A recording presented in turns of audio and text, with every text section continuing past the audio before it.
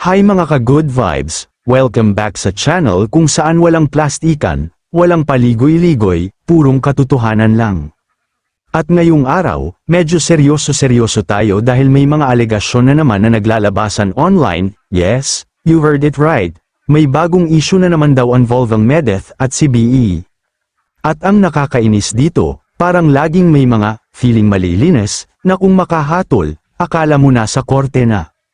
So ayon sa mga chismis, pinipirahan daw ni Medeth si BE. Ba't mo alam? Sigurado ka ba?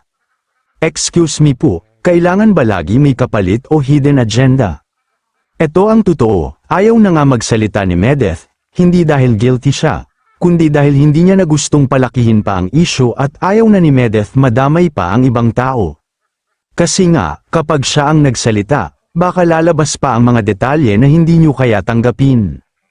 And you know what? Tama si Medeth. Minsan, silence is power. Hindi dahil tahimik ka, may tinatago ka. Baka naman umiwas lang siya sa gulo.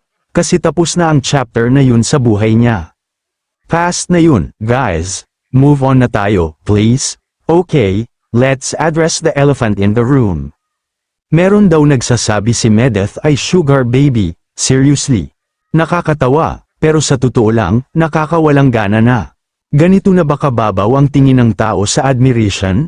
Kapag may lalaking humahanga sa babae, sugar daddy agad. Pag babae, sweet sa guy, sugar baby agad. Guys, not everything is transactional. Minsan, may mga tao talagang nakikita ang worth ni Medeth at nai-inspire sa kanya, hindi dahil sa hitsura, kundi dahil sa character at confidence niya.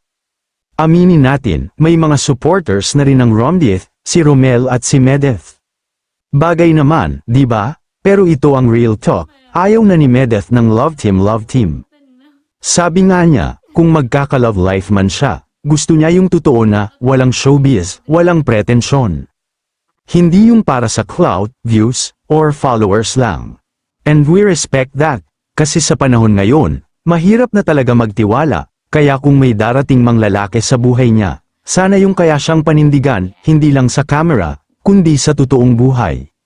So to wrap it up, mga ka-vibes, hindi porket tahimik si Medeth, guilty na siya. Hindi porket may humahanga sa kanya, sugar baby na agad at sugar daddy na niya.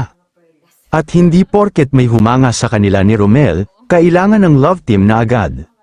Let people grow, let people move on, let people choose peace, hindi lahat kailangang may issue. Hindi lahat kailangang may drama. Kung agree ka sa sinabi ko, hit that like, share mo ang video na to para matauhan ang mga chismos at chismoso. At syempre, subscribe for more real talk vlogs like this one, and comment down below. Ano sa tingin nyo ang dapat gawin ni Medeth? Magsalita ba o hayaan na lang ang mga naninira sa kanya? I'd love to read your thoughts.